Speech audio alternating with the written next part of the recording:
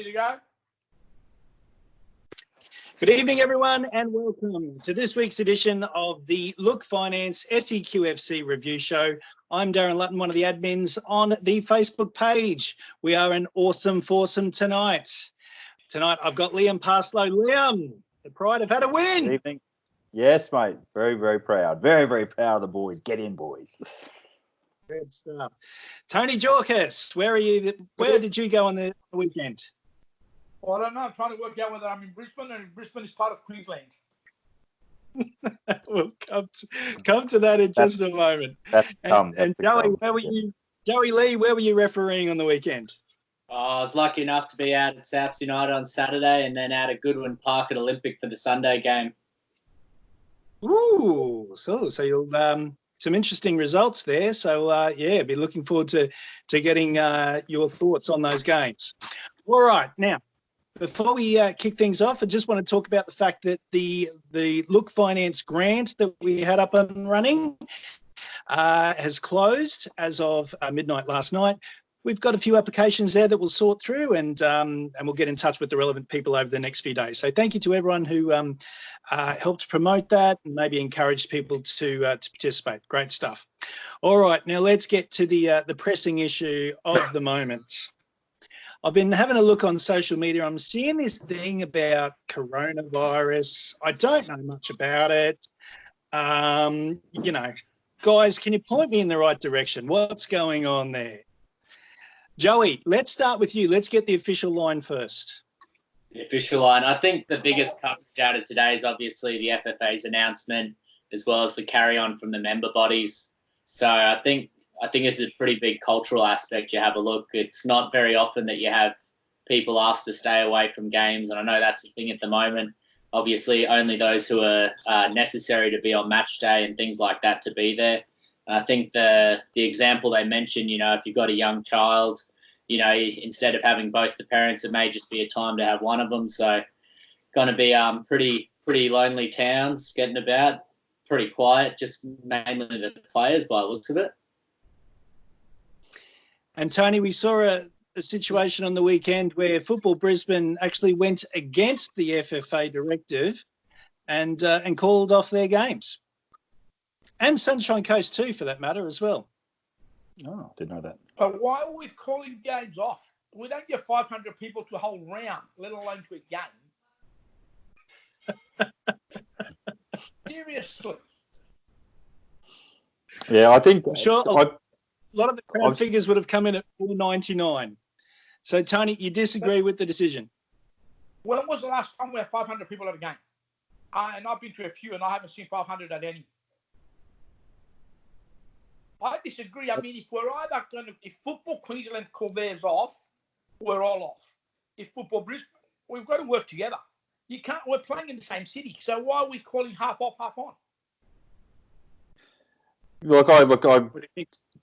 I agree a bit to that point because as we were saying just off air before that a lot of the South East Queensland football community all kind of you know we're all the same community. We all go to the same games. We all hang out like, you know, sounding like I'm some rebel teen here, but we all go to games. We all go to training, and we all see one another. So, you know, there's always that cross connection there anyway. So it's, you know, it is a bit odd that, you know. Plus also too, the Football Brisbane announcement was made before the 500, I think, was made as well. So. It's just, yeah. But yeah, Tony, I see your point. You know, it's we're all under the same banner, so it's just a bit odd. I don't get it myself. You know, all in or not.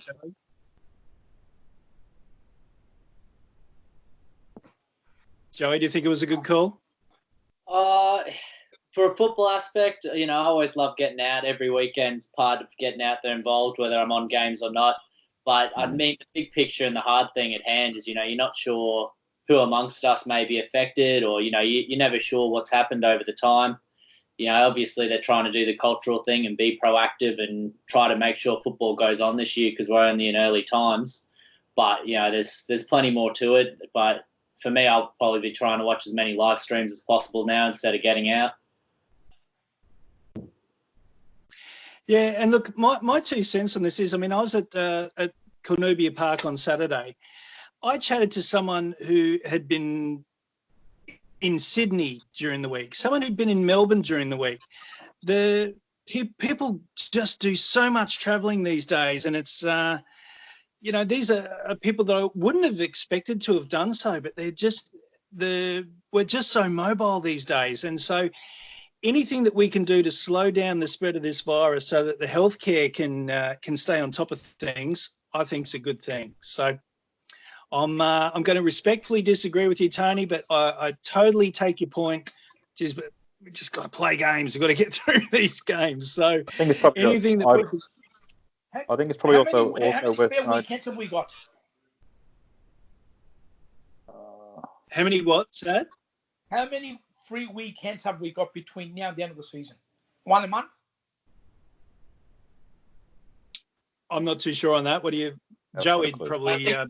depends on the matches, especially you have a look, the consideration between, simply the NPL, the Football Queensland National Premier League, the BPL. There's so many different numbers and teams across there. The opportunity to facilitate it's going to be, in some situations the opportunity may be there, but obviously it makes it difficult when you look at something like the NPL with a 15-team comp. Mm. And also, too, some of those spare weekends got FFA Cup games as well that was ordinarily where they'd fit in those games. I think this weekend's, the FFA Cup rounds round 4 fixtures are starting to kick off as well. So that's a spare weekend that's gone as well. But just going back to that, I think it's worth noting too that South Australia football have actually canned their competitions. They've come out today and said that that's it, that they've canned the competitions. Well, not canned, but postponed, if you know what I mean. Yeah. So they've come out with the call already. I'm not sure what the background was behind that, whether someone was infected or they're not. They've just grit their teeth and just done it. But they've postponed the competitions. And we'll put this here. How would you feel if say on the Tuesday you actually got diagnosed with the virus, and then you'd played a full game with your teammates on Saturday and done the full, celebrations in the change room, that sort of thing? How would you feel about that, about infecting all your teammates as well, or potentially infecting them? So I think that's something that's got to be taken into account as well. It's not just the teammates either. It could be the bar staff. It could be, it could be a coaching staff. It could be a parent that's exposed themselves to that's been exposed to the virus. So it's not just the players. We saw when I was out there at Biggs Road on the weekends, there was the whole no handshake thing. But then at the end of the game, then you have a full contact sport. And then at the end of the game, they're giving each other, fives. And anyway, even when they came past the pit, we were halfway through saying thanks, boys, and then all of a sudden we realised, oh crap, we shouldn't be doing this, so we had to stop. But it's just, where do you stop with it? So either it's going to be teething problems with it. Yeah, so this is what I'm saying. What I'm saying with Tony, it's like, well, either you're on or you're off. You can't have a mixture of competitions where where your mate's playing in the BPL, and then all of a sudden he goes to a game there in the NPL or the FQPL or MPLW, and it's just it should be either all on or all off. Get called off at distant suburbs and play at Holland Park. 2 Ks away, and they're playing games. Hypothetically, so you've got a game, say East cancel their game, whatever, and then Holland Park play theirs. They're only 2 minutes away from each other. Mm. We're either all in or all out. You can't be half pregnant. You're either pregnant or you're not. That's one way of putting it. What's the point? No, very good point. Yeah.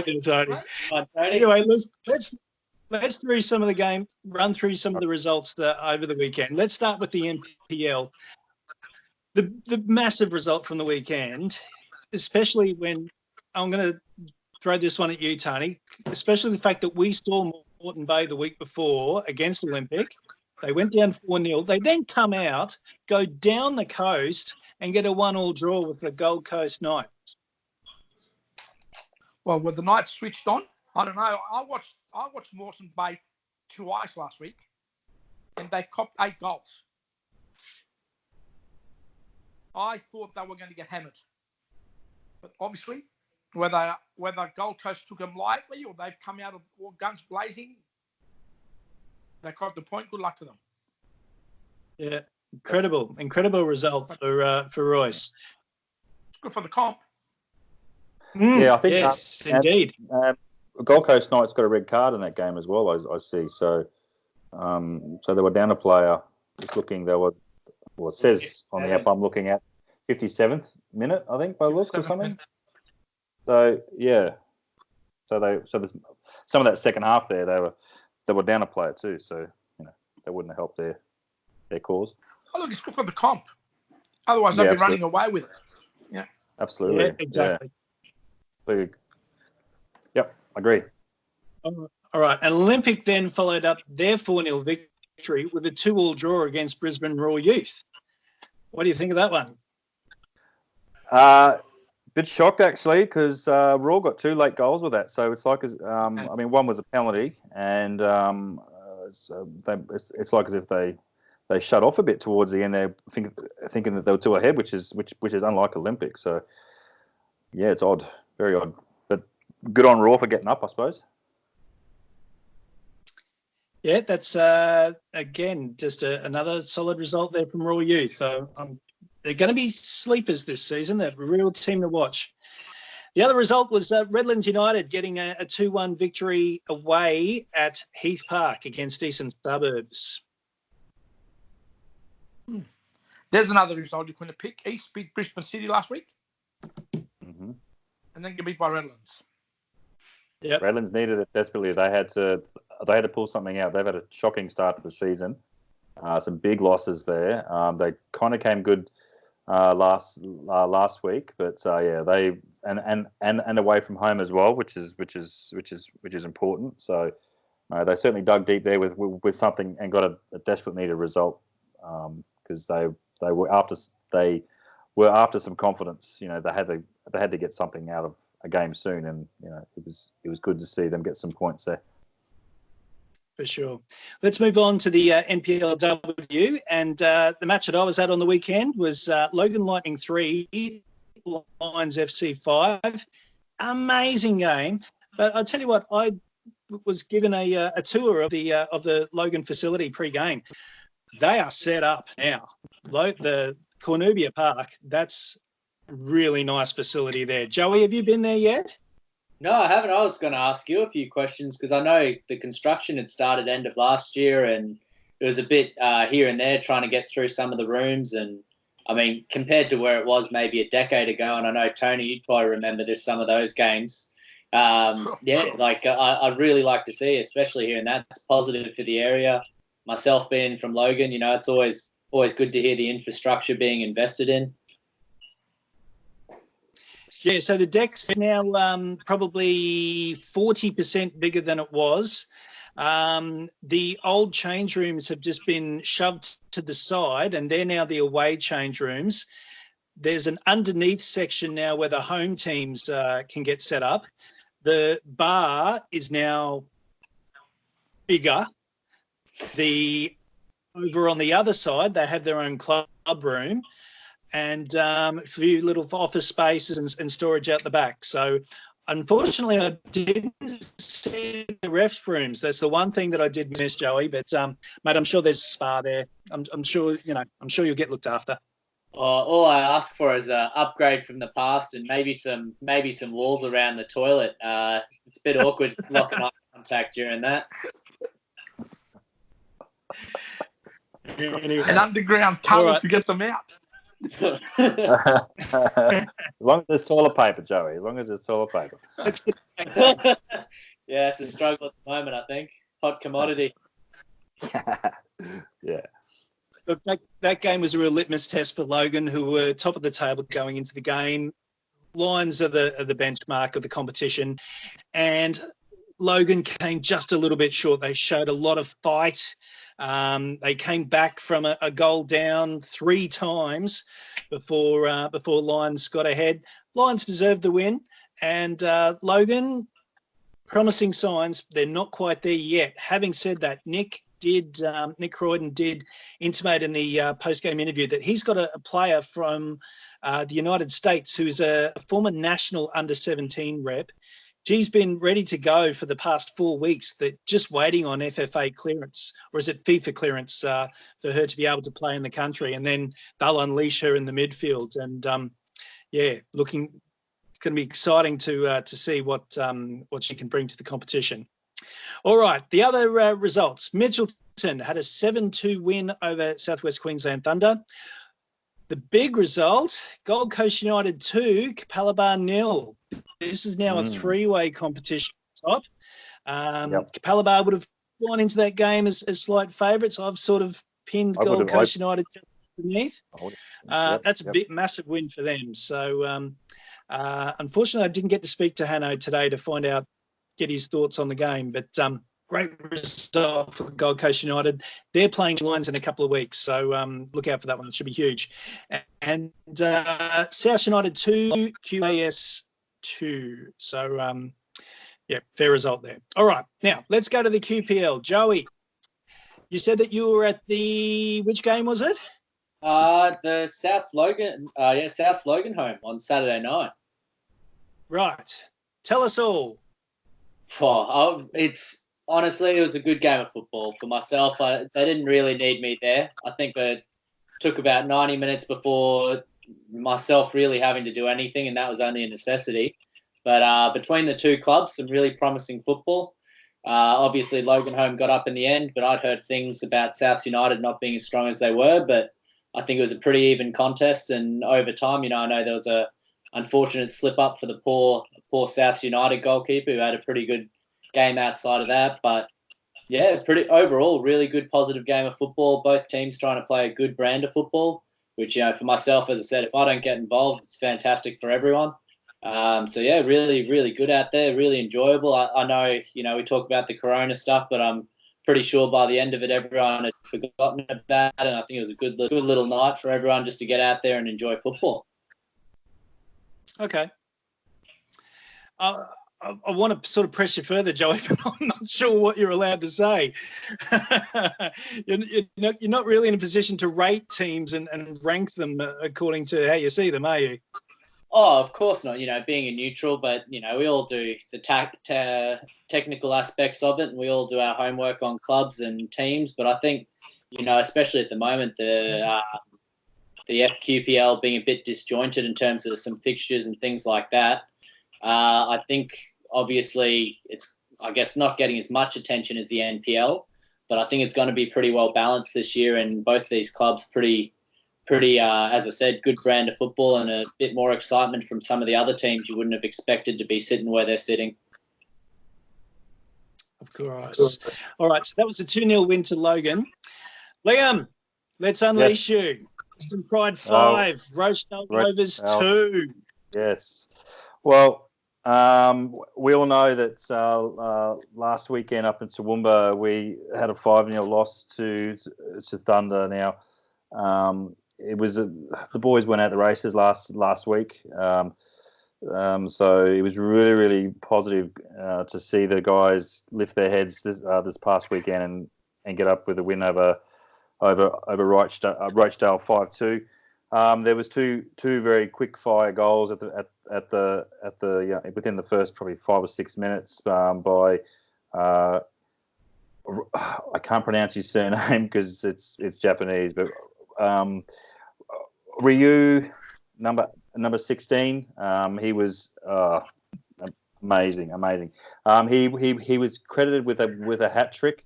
But I believe that the third goal, I think, was an own goal. I think it kind of came off the crossbar and came down and hit the Rochdale guy in the chest or on the shoulder and went in. From what I see from the replay, well, because when we're in the pit, we're up the other end, so we couldn't exactly see what who got it or what happened. But looking at the replay from the stream, it looked like it came off him. But and then of course the boys went on and on with it.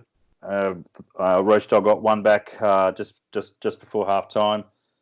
Kelton Scriggins also, with his return to Pride after leaving Redlands, was in on the action there as well. And then we got then the second half, Rochedale got one back. So it ended up, I think it was 4-2 there, and then and then in injury time we ended up getting a fifth. Now, I think the real difference with this game compared to the last one was that we had our Irishman Killian back. He's brilliant in the midfield. He's one of the older players. He's top midfielder. He got a good level head on him. He can direct play. So that was good to see him back. So there was a few changes from the team from the week before, but just a bit of a tweak there, and it was definitely one of our out of the four games we played. It was probably our strongest game that we've had. We did win the first game against Fire, but that was one game there where we just didn't give up. But this one was the game. This is probably one of our strongest lineups, if not the strongest lineup that we've had. And I think against Rochedale, who aren't that bad a team. So yeah, very, very proud of the boys. Great comeback. I don't know how many people in the competition were shocked by that result in Toowoomba, or they thought it was par for the course. I'm not sure, but all the club's proud of them. They just came back and made a good showing of themselves. Yeah, that's all right. Really. That's about it. Excellent. That's fine. The other result, of course, Southwest Queensland Thunder continuing to make me look like a genius with a 3-2 victory over Ipswich Knights. And Holland Park Hawks 6, Sunshine Coast Fire 1. Tony, anything to add to those? Sunshine Coast Fire. Are they going to get relegated from this comp as well? Well, I think I'll leave that one. They've got a draw. They got a draw last week. I think they've got 1 point. They're second bottom. Yeah, they're second bottom. Yeah. Doesn't look good for them, does it? Well, only 4 games in, I suppose, but 1 point. Wolves, unfortunately, they haven't got winning many. is a habit, and losing becomes an even worse habit. So yeah, I think don't know whether they've got the squad there with 2 Sunshine Coast teams now. It's true. It's true. Everyone wants to play for the top team, really, don't they? They want to try and, I mean, we're lucky only getting the leftovers with our 2 teams in the same competition, and there's a lot of competition on to get a place in there. But I think also one thing with Thunder and Knights was that was an unexpected home game for Thunder. They had to swap the fixtures. Ipswich Knights had on both their fields had some fire ants on their field, so last second they had to switch the game up to Toowoomba. So the thing with Thunder is that's now their 4th home game in a row. They haven't played away at all this season yet. So whether that makes any difference, I don't know, but that might come into it that they're happy and they're comfortable playing where they're playing. Take them out of that environment. It changes next week. Or week after. So yeah, that could be pointing as well. Interesting. All right. So look, in the Football Brisbane competitions, of course, they were postponed for the week. Sunshine Coast competitions postponed. 1 game in the Gold Coast Premier League, and I put up the highlights on the Facebook page a little bit earlier, so you can check those out. Rabina City 4, Broadbeach United 2. That was a game where everything Rabina did came off. Broadbeach, their chances early, they seem to fluff them, and then they go down the other end. Rabina had score, so they picked up an unassailable lead and came away with the point. All right, so we're starting a new competition tomorrow on the Facebook page. We are on the hunt for the best beards and the best weaves in Southeast Queensland. Now, if you know anyone out there playing the game who's got fantastic beard or their game day hair is absolutely perfect, get a photo of it and get it ready. We'll be launching it tomorrow. There's going to be some really good prizes available for this competition too. So we're expecting, with the coronavirus and perhaps games being postponed, might be a great time to run this competition. Joey, you going to put an entry in? I better, just to make sure that everyone knows they're not going to come last. Looking good, Joey. Looks good, Joey. I've got that all wrapped up. I'll take you on. I can do a pretty poor effort.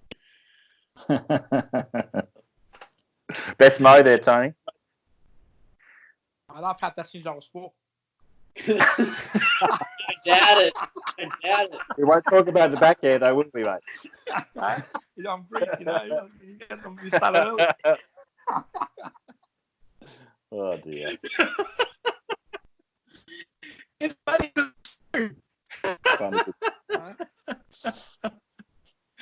Brilliant. Well, that's a great way to end the show. Gentlemen, thank you so much for your company this evening. No worries. Thank you very much for having us. Hopefully everyone stays safe out there, and if the games do go ahead, fantastic. We'll see you out at the grounds, or some of you out at the grounds. If not, let's hope that we all get through this together. All right, guys, thank you very much for tuning in, and we'll see you around the traps. See you, boys. Good night. See you, boys.